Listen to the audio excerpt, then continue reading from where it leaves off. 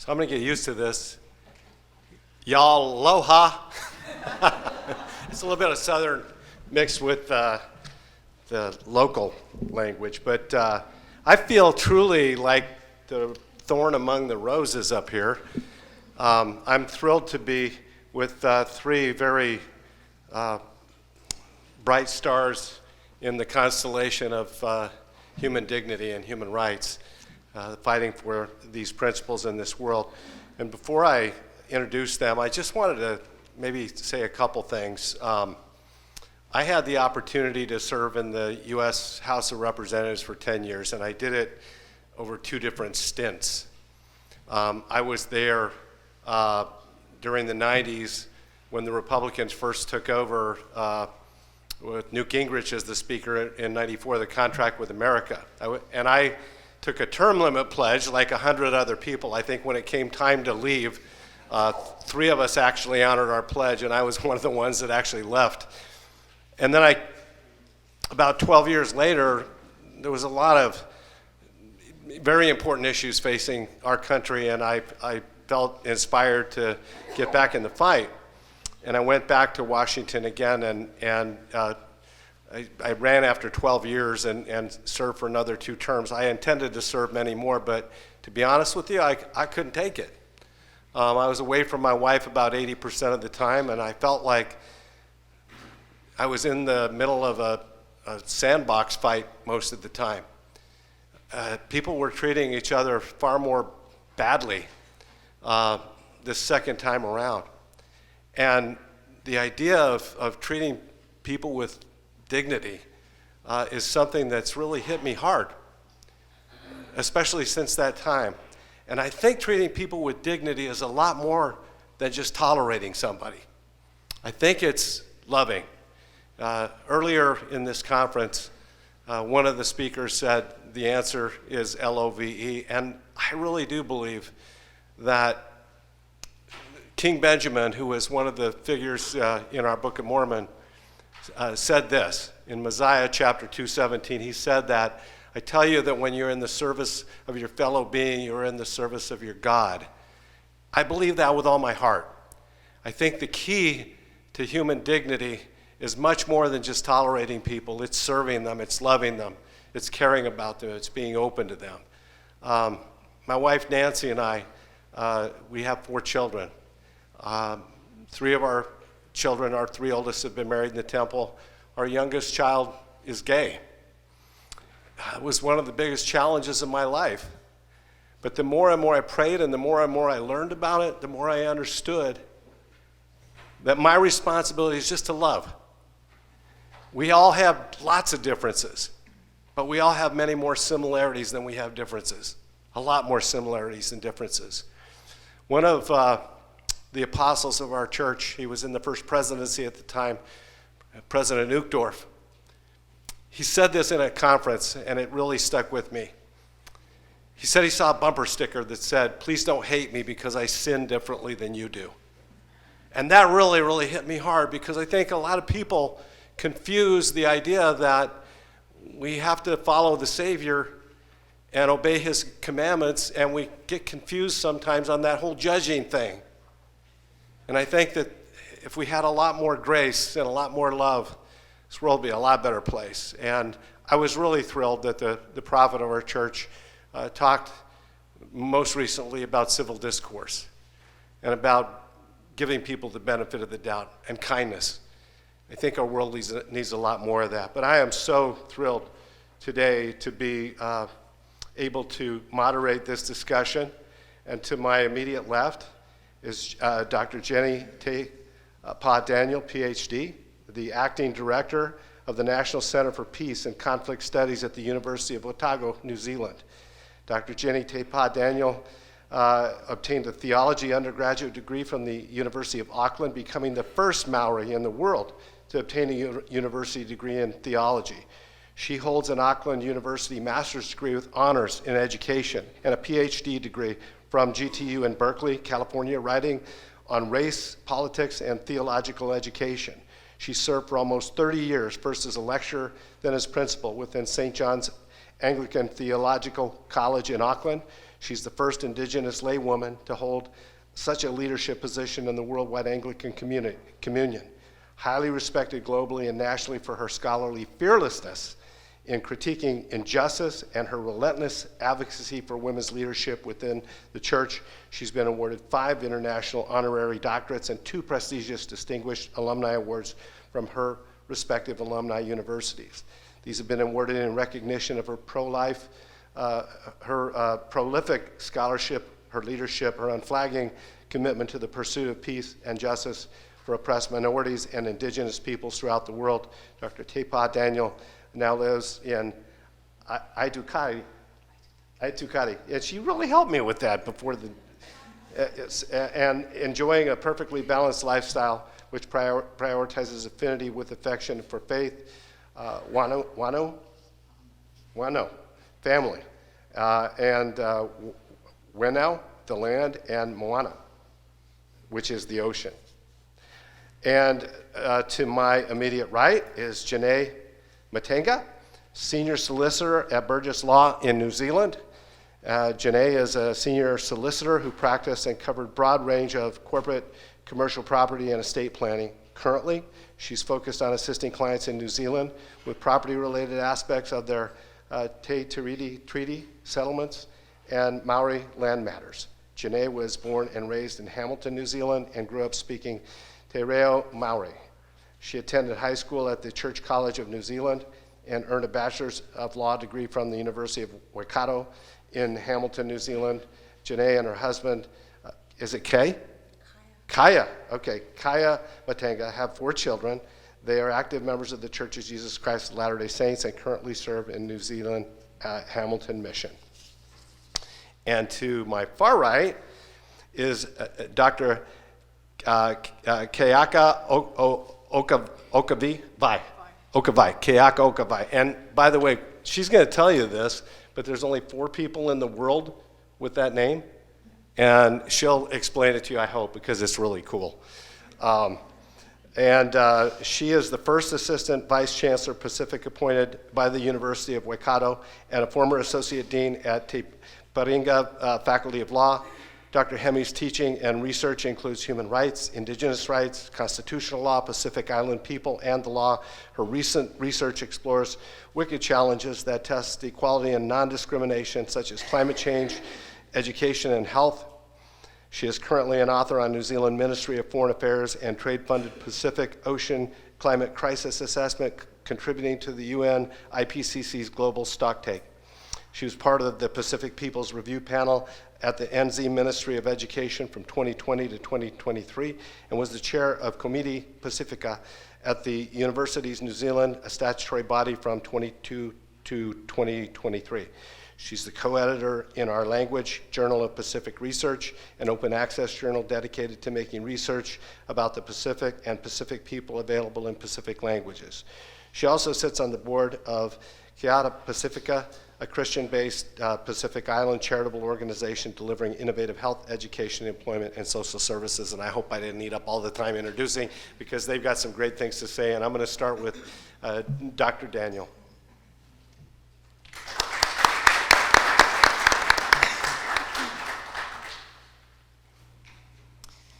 E te iwi whānui o ku whanaunga tata o te moana nui a kiwa, tēnā tātou katoa.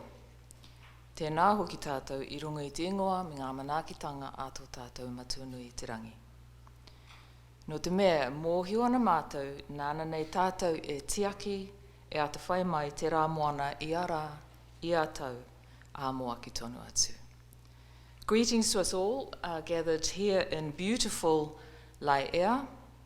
Greetings to us all drawn here together from across the expanse of the ocean which binds us as one people of Te Moana Nui a Kiwa.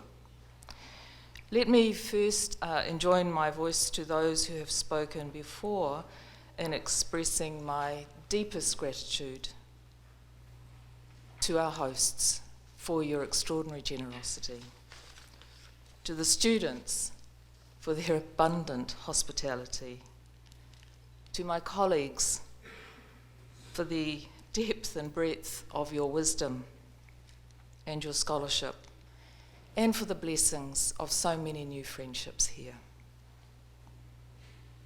I am a descendant of the people who made their way to Aotearoa aboard the canoes known as Kurahaupo, Mamari and Tinana. Their landfall was in the far north of Te Ika a Maui, more commonly known, far less imaginatively or accurately, as the North Island of New Zealand. My tribal homeland is known as Te Rarawa. I was blessed to be born into and raised within a whānau or a family where the twin pillars of church and marae were prioritised, where faith and culture were perfectly integrated as gifts of God. My life, as with all of us, has therefore been largely determined by the historical context of my ancestors. And so it has been that mine has been one where the pursuit of justice has been both pivotal and inevitable. In this, I have simply followed on in the footsteps of those whose leadership example was that of courageous and yet always dignified acts of resistance against sustained colonial oppression. Since the time of colonial settlement, Māori have stood against all of the worst encroachments upon our human rights, our lands, language, and culture, in spite of what have often been insurmountable odds. I share this brief background by way of positioning myself in part as an Indigenous woman of faith, as an inadvertent academic theologian, and as an inveterate, gospel-driven political activist. More importantly, however, than any other aspect of my personal or professional identity, is what I consider to be my most significant, and certainly my most morally bound responsibility. It is that of being a fiercely protective and devoted grandmother. Together with my husband, we are grandparents to 15 and great-grandparents to 1. We both feel a profound sense of responsibility to be the elder arbiters of the Dignity Project for all our mokopuna. When dignity is inculcated in the home, all those within are more likely to exemplify human decency, integrity, and dignity. And so as I turn now to consider the kaupapa or remit at hand, human dignity in this case in the context of Aotearoa, it is to this whakapapa or genealogical responsibility that I first turn.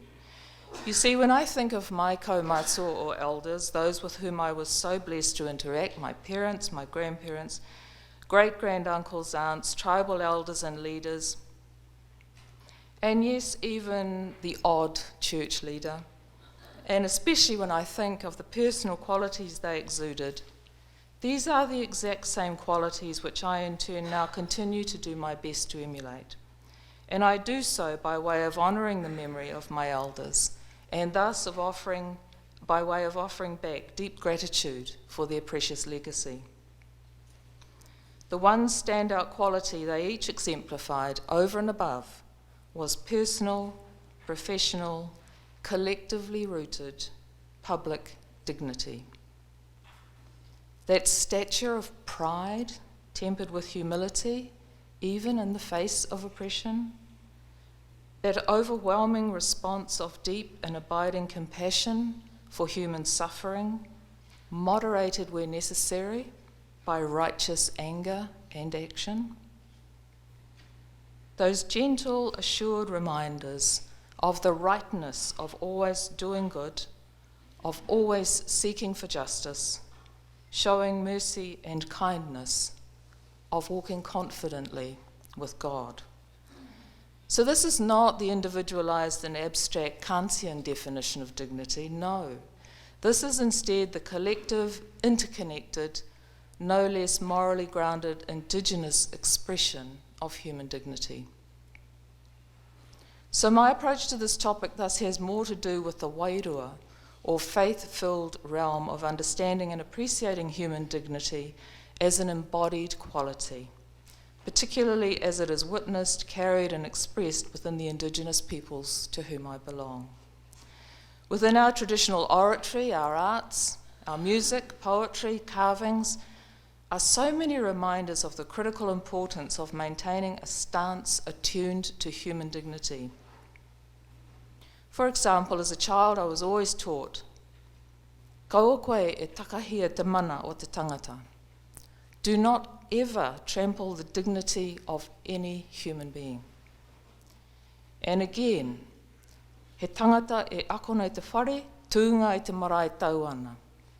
For those who have been taught well at home and on the marae will always stand with dignity. And then, perhaps more poignantly, ahakoa te momo mate waka nui a tangata. Irrespective of human suffering, all are deserving of dignity and hope. It is this last saying that has always been especially evocative, because suffering is no stranger to Māori.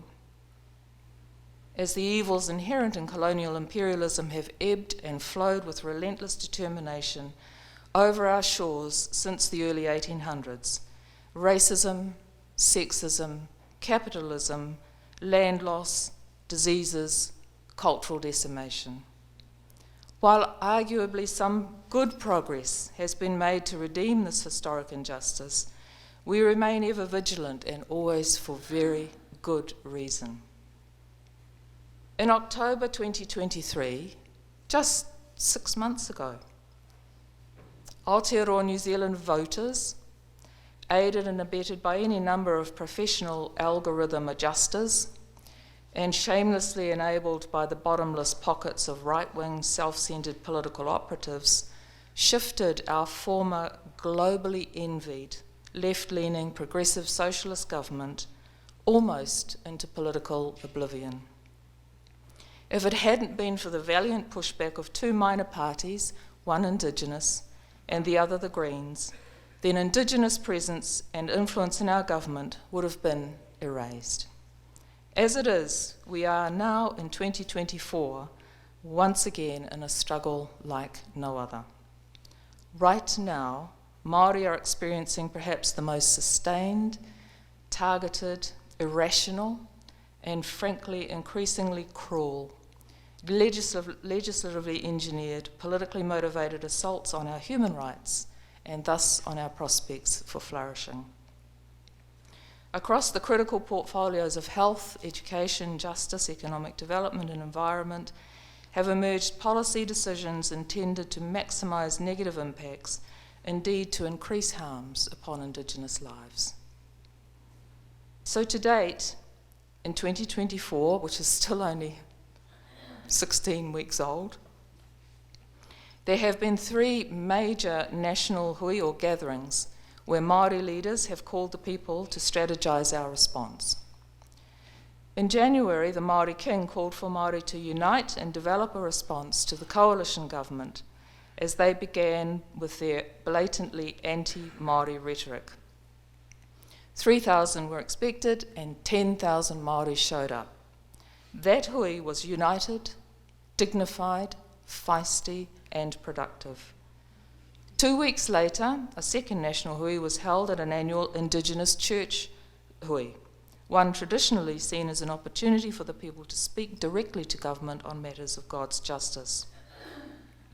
Again, thousands of Māori showed up to pray, to sing, to speak out. The entire hui was dignified, unified, feisty and productive. Then again, a couple of weeks later, on our equivalent to Founders' Day, known as Waitangi Day. It's the day we remember the original solemn pact between colonials and Indigenous leaders, signed 184 years ago.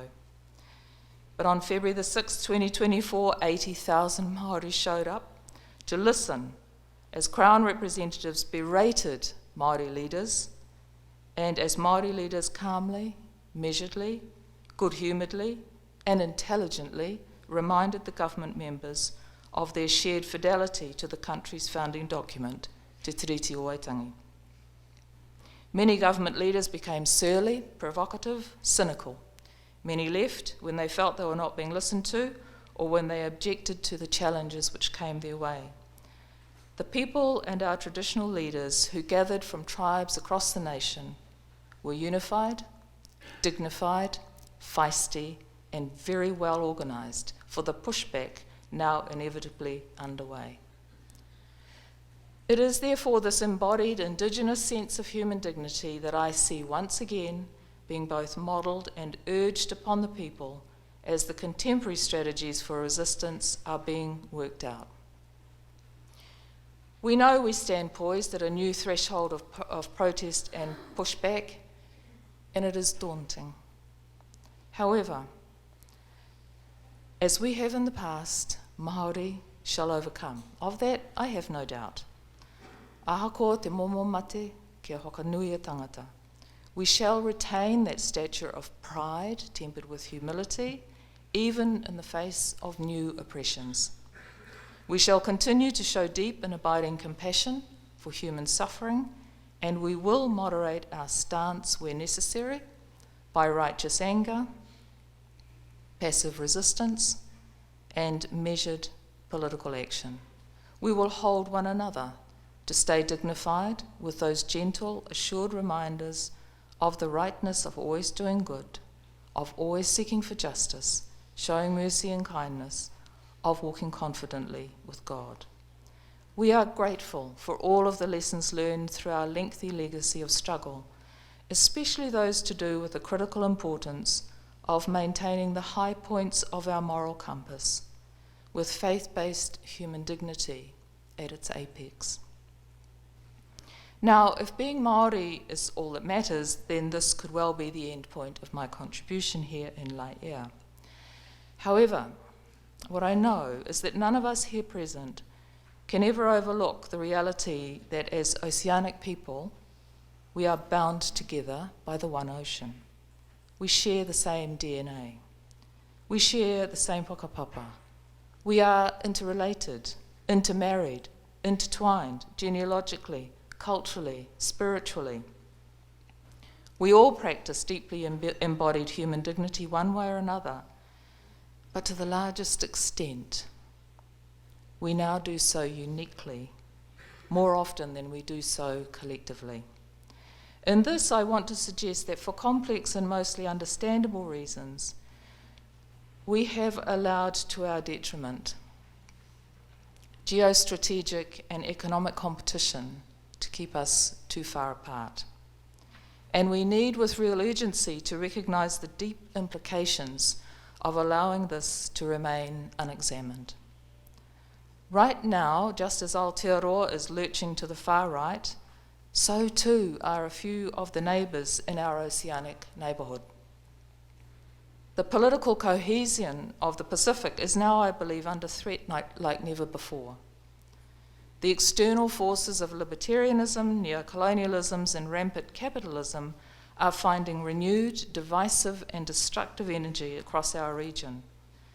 In response, I want to respectfully suggest that with great urgency, we, the peoples of Oceania, must find within ourselves an equally renewed spirit of collective, deeply embodied human dignity. A purposeful, strategic, compassionate, and feisty dignity, a dignity which positions us all, as I believe God intended, as exemplary, intelligent, creative, courageous, faith-filled Pacific people, peoples who also know how and when to push back and to resist when collectively our lives and our beautiful God-given environment are being threatened. I believe right now is such a time. So let us indeed be the bearers of change. Let us be the prophetic authors, I suggest, of the Lāʻie call for reprioritising human dignity for all the peoples of Oceania. Kia ora tātou.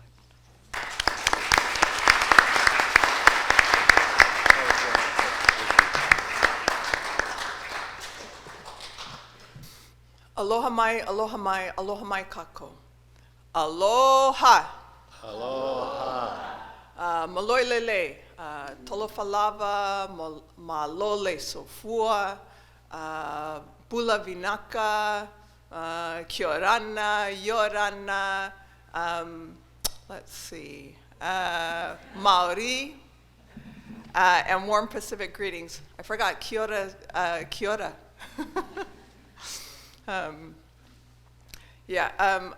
Thank you so much for being here. It's wonderful to be here. And it's really special for me to be here. So, o wau Keakaokawai, Varner, Hemi, o na ohana, o kalama, o Lāʻie. O Lāʻie vai ahupua'a, o ko Lauloa District, o ke moku o Oahu, o na moku o Hawaii. It's really special for me to be here. I'm so grateful. So you can believe it when I say mahalo nui to mahalo piha to our hosts and those who have organized this special conference, and the staff and the students who have been so generous and so kind to us as we've been here, and have fed us so much food. It's also my pleasure to be here with so many friends, and I'm humbled to be here with so many dignitaries, and I'm learning so much from just the kind of talanoa korero that we're having. So, and of course, just a blessing to be here. So I want to extend my mahalo nui also to Jennae, for starting us off on some things that are really important, which also make me a bit emotional. I hope this is a good follow-on from what Jennae has introduced.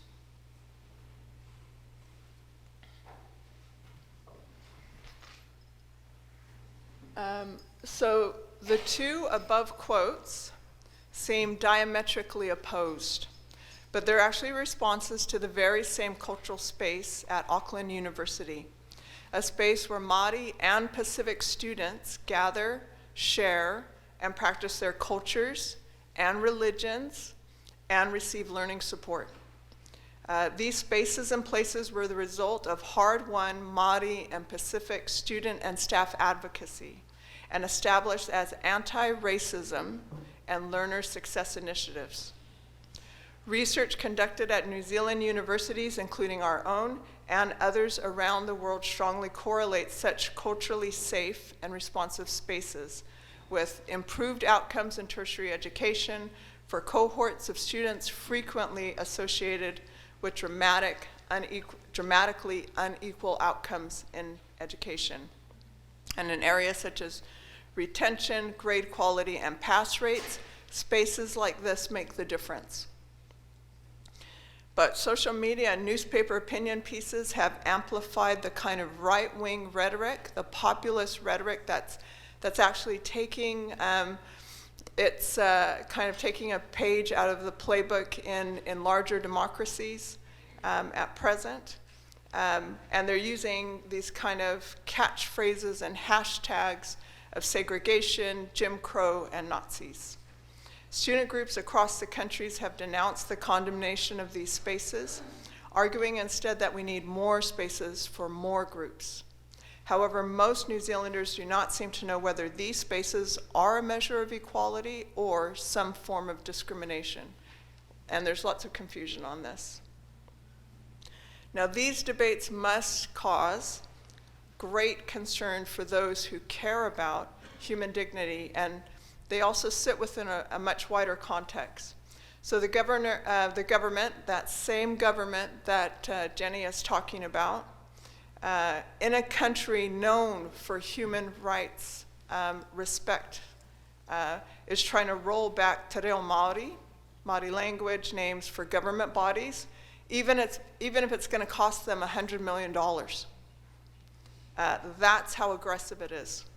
Whole ministries and various programs designed to address discrimination have just had their budget slashed and face uncertain futures. Ironically, New Zealand law allows for measures designed to remedy discrimination, and yet these things are happening. Discrimination and inequities in various forms undermine human dignity and human rights guarantees. But there is something particularly insidious about attacking measures that are actually improving outcomes for groups with almost unbelievable histories of discrimination. Sorry, and that's a picture of our Pacific space, which is called the Conch. This paper suggests that right now New Zealand needs a kind of human rights reality check that places issues within their proper historical legal context, reminds us of the core premises of the human rights framework, reorients the discussion to New Zealand's actual law and not the rhetoric, and clarifies what discrimination is and what it isn't, and ultimately upholds human dignity for all. This paper focuses on tangata moana, which is a word I will use for Pacific Island people in Aotearoa, and really as an indigenous people that come from indigenous cultures in a settler nation. I present this as a case study of sorts. It emphasizes the importance of place and space. And I hope that the discussion has immediate implications for Articles 2, 3, 5, 7, and 9 of the Punta del Este Declaration. While the discussion focuses on cultural spaces, the implications for all special measures and all indigenous aware measures should be kept in mind. So, Inolelo Hawaii, Hawaiian language, the word for family, as we all know from Moana, and we talked about Moana yesterday, is sorry, not from Moana, from Lilo and Stitch, another one of my favorite movies. Yeah, so Tamatoa had those issues with the bottom-dwelling crustacean. I have the problem with the people that look like they have dirt noses. Aloha Tamatoa, I see you back there. Yeah, the dirt-nosed Hawaiians really bother me, and the welfare Hawaiians really bother me. But this word actually incorporates the word aina. So it's the words oha and aina put together, and oha is the part of the kalo that roots into the ground. So that is the word that we as Hawaiians choose to represent family. As we have already heard in this conference, for Pacific people, the connection between our core identities and our landscape, place, and space are very close. Eerily similar peoples across the Pacific have these histories of colonization whereby they were separated from their aina, their whenua, their whanua, or vanua, their land. And this happened via treaties, settlement, land alienation, landlessness, and poverty. And so here in Hawaii, of course, we had the Mahele around 1850, which took these ridge-to-reef ecosystems where everybody had enough to eat and split that into individual parcels of land that had tremendous impacts on our people. We also see in places like Banaba and what is now the Republic of Kiribati, extreme environmental devastation. So whole mountains razed for phosphorus mining. And in fact, in that case, the bones of those people, what we say in New Zealand, their urupa, their burial sites, were in those places. And so the bones of their ancestors got ground up so that in places like New Zealand, we had fertilizer sprinkled over farmland to make that more fertile. We also have a history in the Pacific of blackbirding. Blackbirding is really a euphemism for a form of slavery in which people were tricked into thinking that they were going to go be talking to the missionaries to have a Sunday school lesson or employed overseas, and they were actually taken into slavery and put onto plantations in places like Queensland, Australia.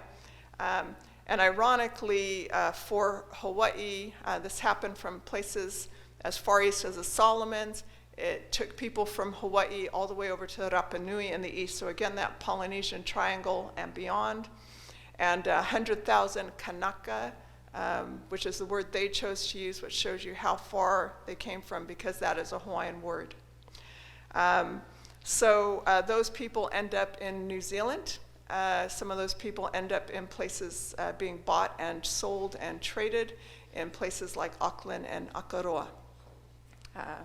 So Pacific people in New Zealand also experienced racist policing during the Dawn raids in the 1970s, and abuse and state care in disproportionate numbers over decades. Our government has already made 2 formal apologies utilizing the Salmon ifunga process to Samoans for human rights violations which occurred during its colonial administration, and to various communities for the Dawn raids. Today, this history continues to play out.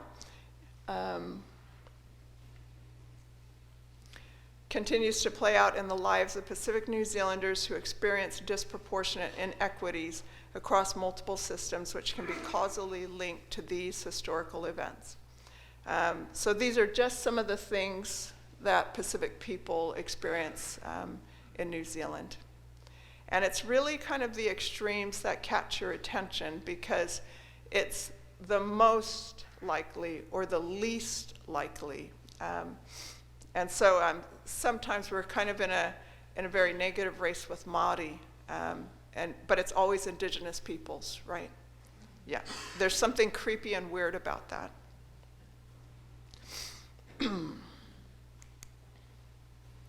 However, Pacific peoples in New Zealand are also resilient, and place has played a special role in that. So Pacific New Zealanders are actually quite diverse. We may have heritage from about 25 different countries, states, territories, or islands like Rotumans. They come from that island in Fiji. We all share these millennial-old heritages of voyaging and learning. We're actually pretty good at STEM development, socio-ecological resilience, and of course we have that mo'oku aho, this genealogy across vast distances. To put this all into perspective, there's like 1,200 plus languages in the Pacific, and 800 of them are in Papua New Guinea, and we do have a growing population of people from Papua New Guinea. So Pacific churches have historically grounded communities, and one of the places where we see that is Tokoroa in Waikato. These have been places which act as de facto villages for people who miss home. And our LDS churches in New Zealand are no different. So in places like Tokoroa, and these are some of our high school students from Tokoroa High School who recently competed at a cultural performance there at the university. But in places like this, they built the churches right close to high schools. And one of my Ph.D. students is doing her Ph.D. on on why they have such high rates of high rates of achievement in exams. And she's linking it, actually, she's found these connections not only to this strong Cook Island and Samoan community and the mamas and the papas, or the grandmas and the grandpas that are very involved in education, but the fact that right next to the high school, you have these 3 churches that are, that form the heart of this village, or the puna for Cook Islanders. I don't know if I'm going to make that, girls. I don't know. Okay, so getting to the legal crux of things, all right? The premise for international law, and this is important because New Zealand has incorporated human rights obligations. We've done it willingly since the 1970s, and we were actually good at it, okay? This is the premise for these things, is the horrible things that happened in World War II, where the world came together and said, yeah, we don't want to do that again. That was terrible. We don't want to do that again. And so we came out with a series of conventions that have evolved over time to actually recognize more rights holders. So instead of becoming more homogenous or more anonymous, they've actually become more specific about who's a rights holder in education, and that's because we have to, constantly you recognize that rights holders who should have those rights are being left out of those rights in terms of realization. And so really these conventions say very similar things, but they just get more specific about who holds those rights and what rights those are. Now throughout these things, special measures are key. You can't just expect systems to reset themselves when those systems were designed for things like assimilation and integration. Okay, and then you've got to actually do something. I'm trying to skip ahead, girls. Okay. Now throughout these, special measures are important. Because you've actually got to do something about discrimination. It's not going to fix itself. The right to education is particularly important. So it's what I've called an organic multiplier before, because the right to vote is kind of useless if you can't read. It's really hard now, especially with disinformation and misinformation and AI, elevating racist discourse, for instance, to make appropriate voting decisions if you don't have some of the critical thinking skills that you pick up through something like a university education. And then there's simple things like in New Zealand, we know that those people that have a bachelor's degree over the course of their lifetime are likely to earn at least $1 million more than the next person, right? That puts things into perspective. That's more than a house. That's a house. So thus, states are required to not merely desist from discriminatory behavior in education, but they must actually do something about improving outcomes in education where they find it. Current spaces may not be enough where same treatment or one-size-fits-all merely preserves the unequal status quo or produces more discrimination in effect. Thus, human rights might require that we increase such spaces to ensure that different cultures and languages, communities, ethnicities, and religions are actually included in spaces. New Zealand has, of course, signed all the treaties that I have discussed and endorsed all the declarations. Now, what makes this all more interesting is that, so that statement there was by a current member of parliament who is responsible for creating legislation for our country. So as a legislator, you would expect that they would know the law. This is what the law says. The law allows special measures. And those are some of the things that our law allows. Ironically, in New Zealand, Te Tiriti o Waitangi actually has the clearest statement on equality in our country. It comes from an indigenous source. We most often talk about non-discrimination, but this is what non-discrimination entails. It entails that you actually do something. And we have not only permission to do it, but we're required to not just look for direct discrimination, but indirect discrimination as well. And New Zealand has gone so far as to set up the Ministry of Pacific Peoples and the Ministry of Ethnic Communities. The Ministry of Ethnic Communities is really special because it was set up in the wake of the Christchurch mosque attacks, and it was a response to hate crimes. Pacific peoples are also included in the Ministry of Ethnic Communities. Both of these communities are under threat at present.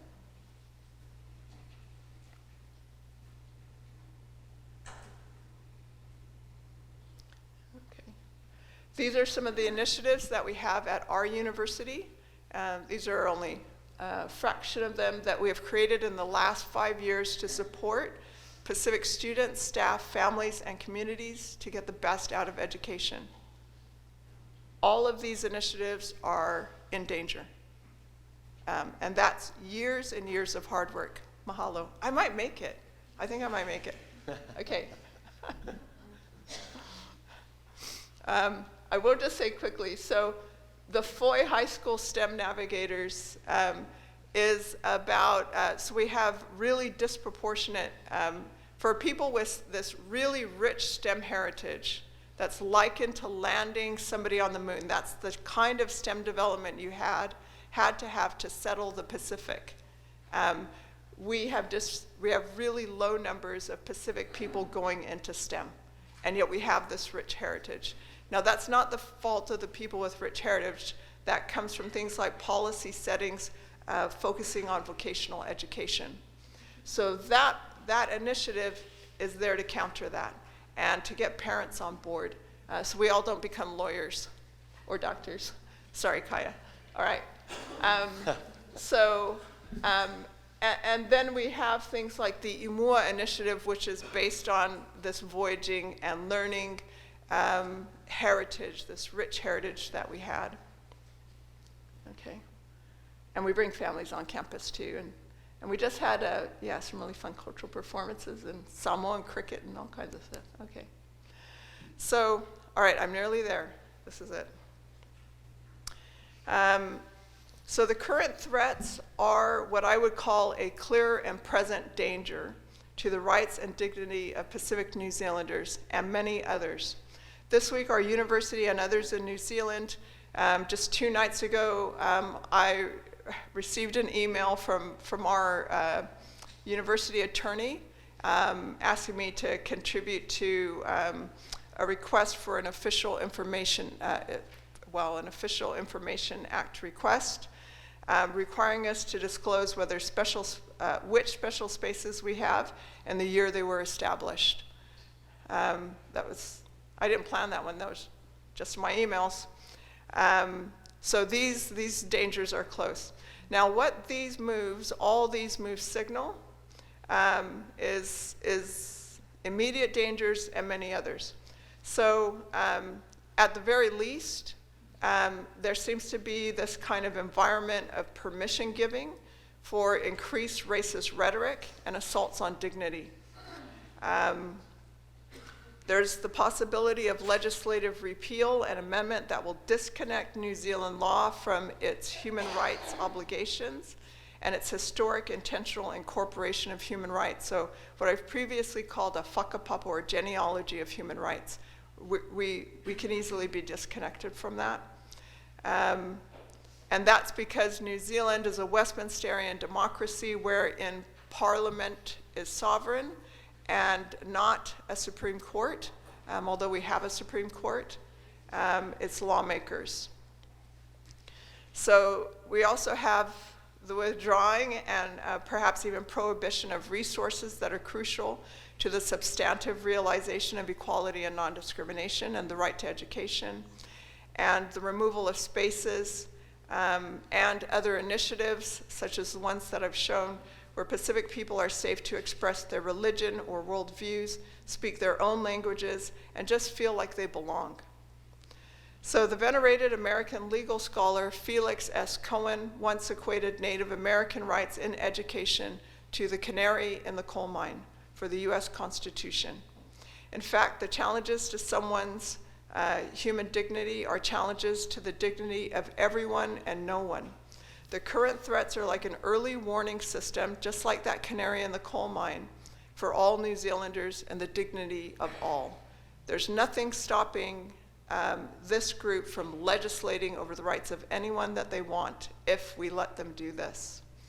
We have a chance now to preserve special measures that affirm human rights and to ensure that all New Zealanders understand what constitutes discrimination and what does not by supporting spaces where Pacific people and others can bring their spiritual and cultural identities to education. Me ke ha'a mahalo.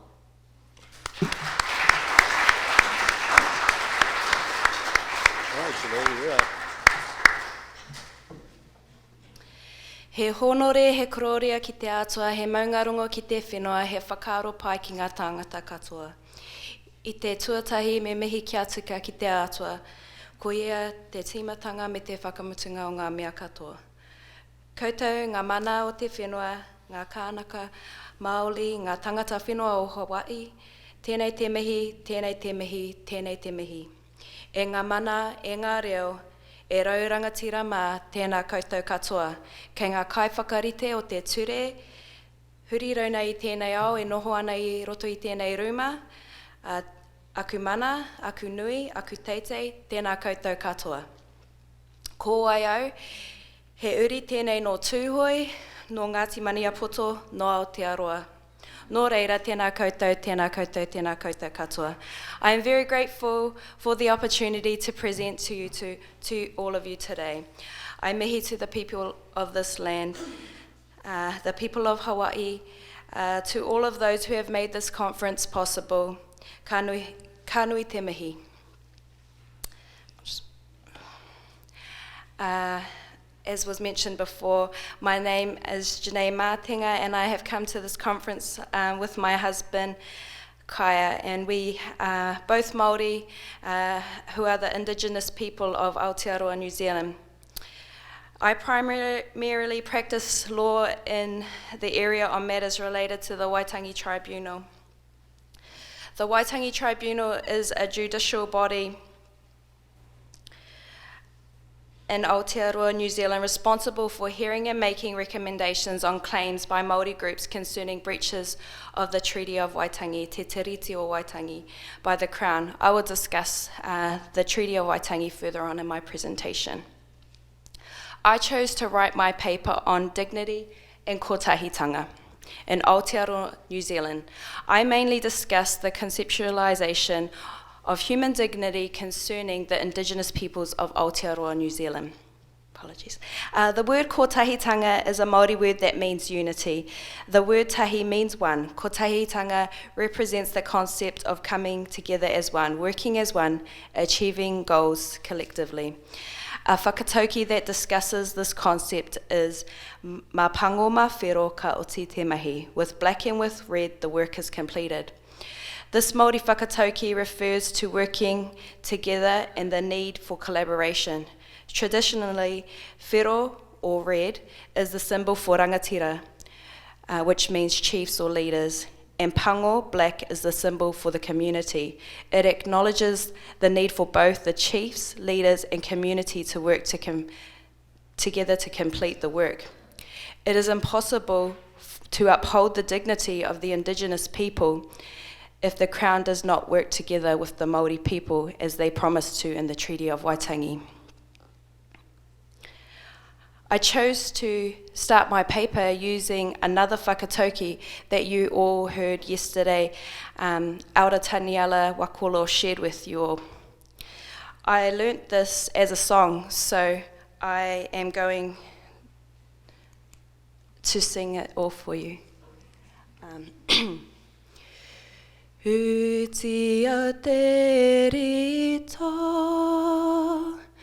hutia te rito te hara keke, kehia te komako e ko, ki mai koe ki ahau, he aha te mea nui, he tangata, he tangata, he tangata e.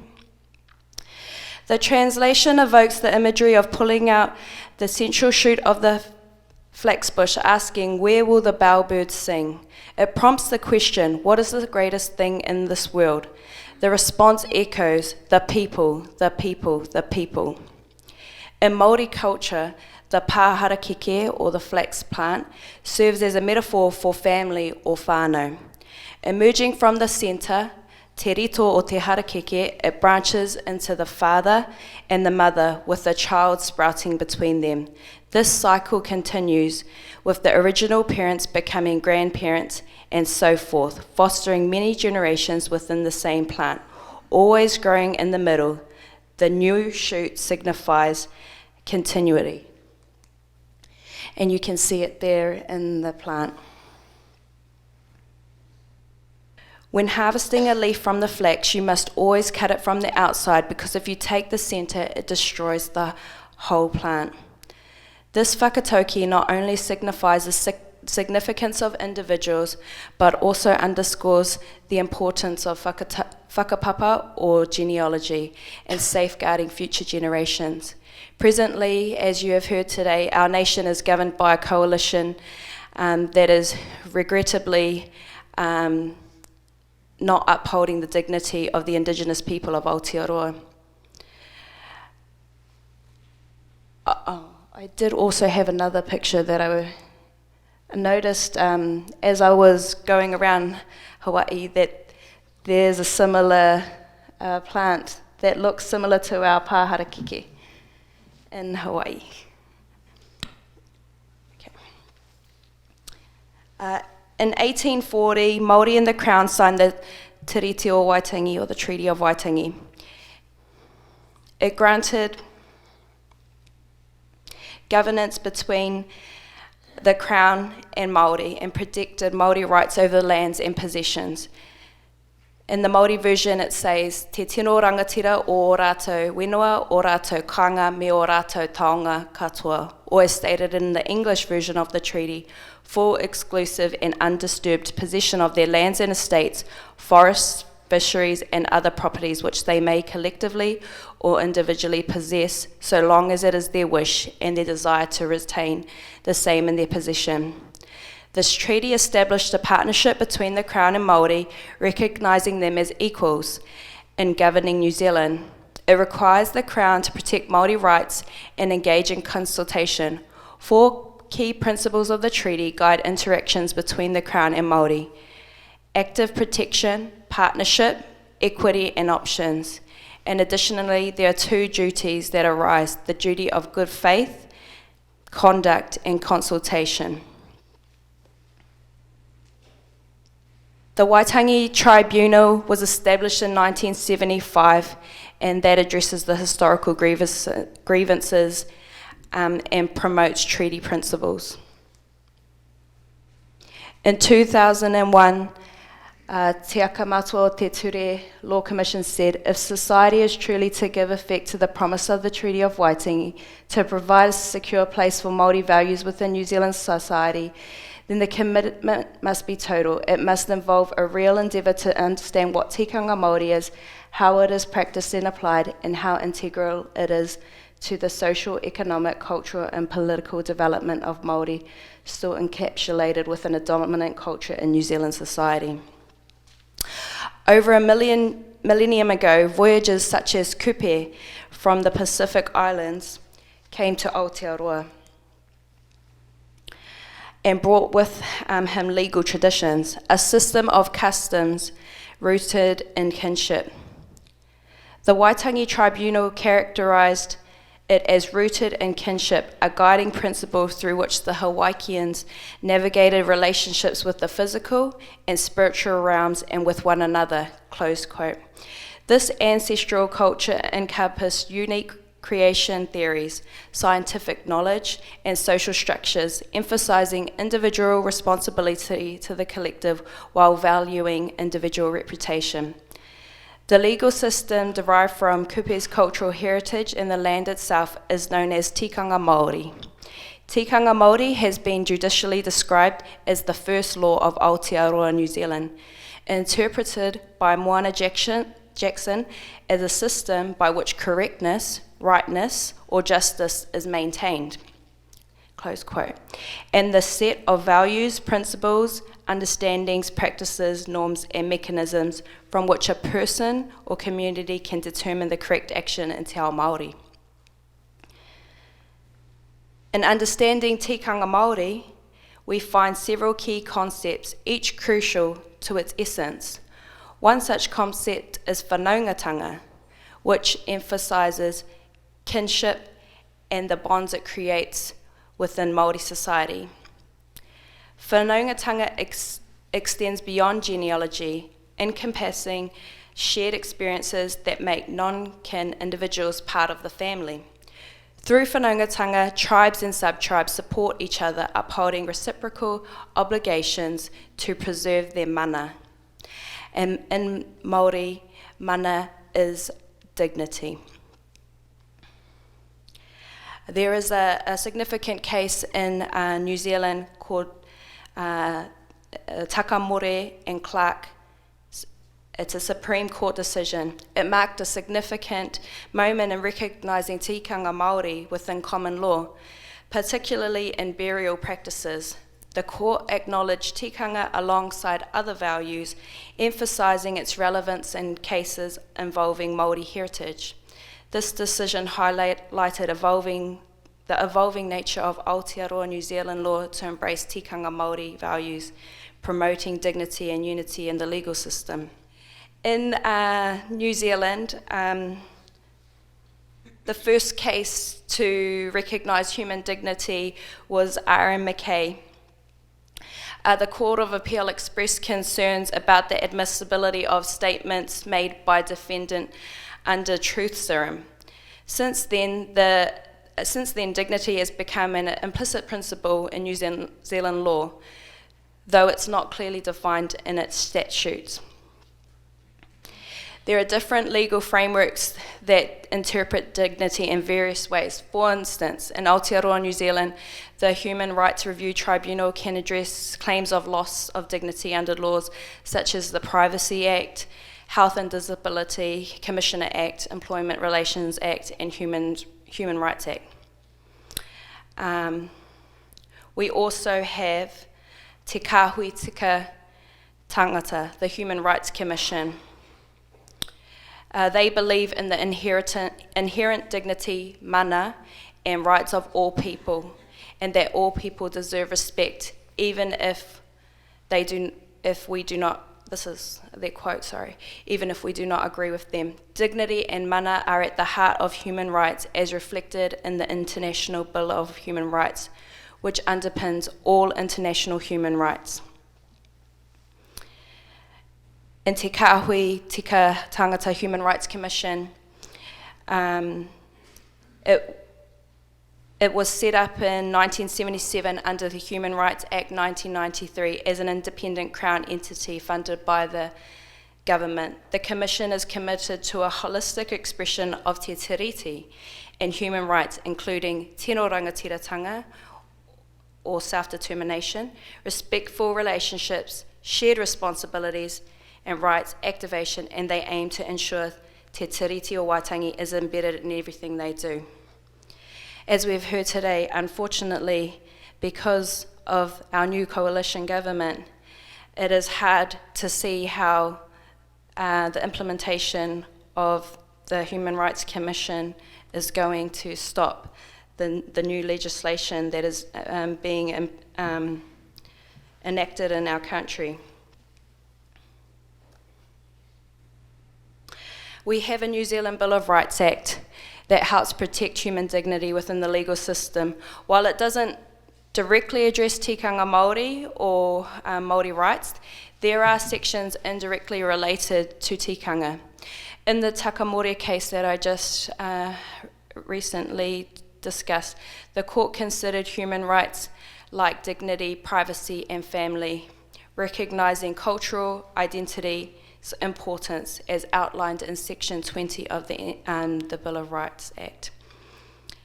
Chief Justice Elias noted at the outset that the case engaged the human rights to dignity, privacy, and family, and that cultural identity forms part of human dignity and is consistently deemed significant whenever it is brought up alongside the preferences and customs associated with such identity.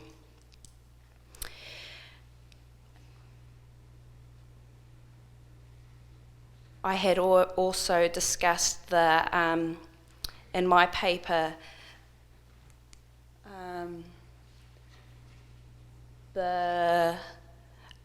this is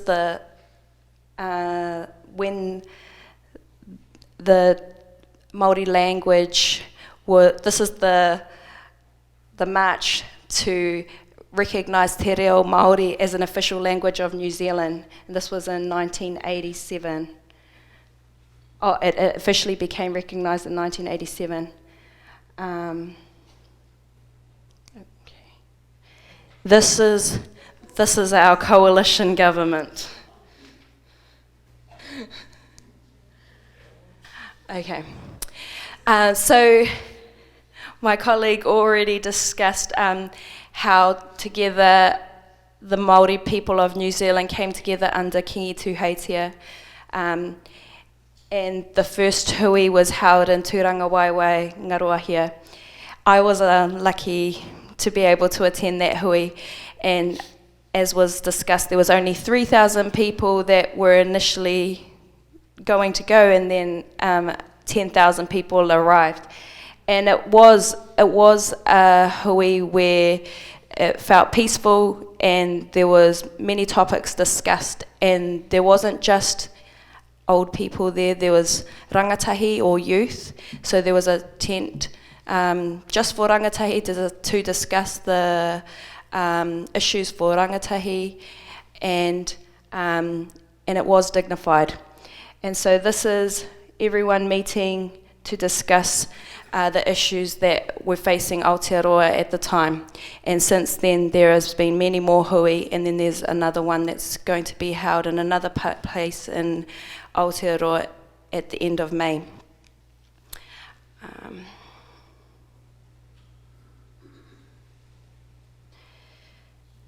So I also talk about in my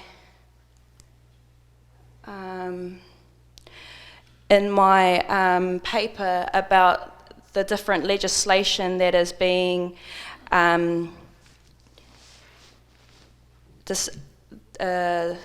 disestablished.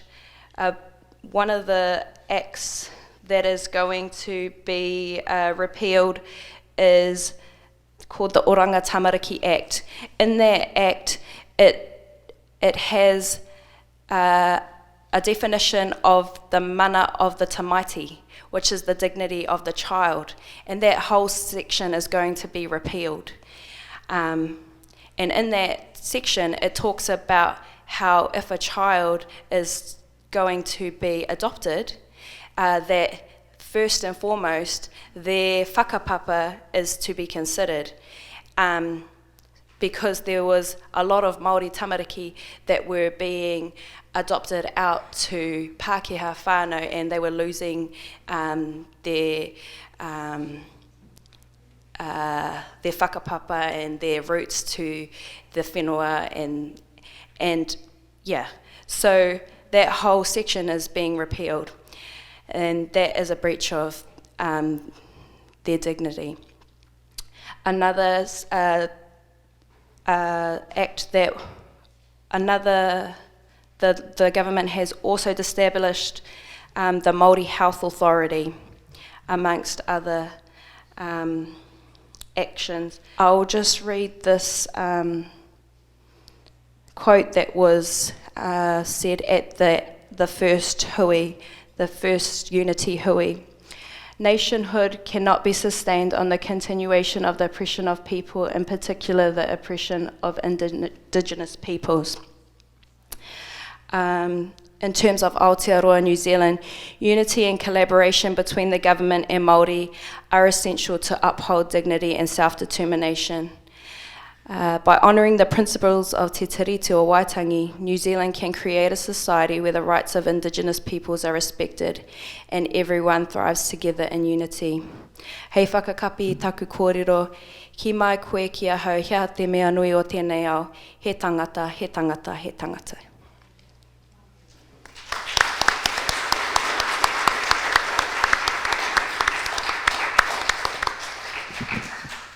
This is a wonderful series of presentations on the human rights, human dignity issues in New Zealand.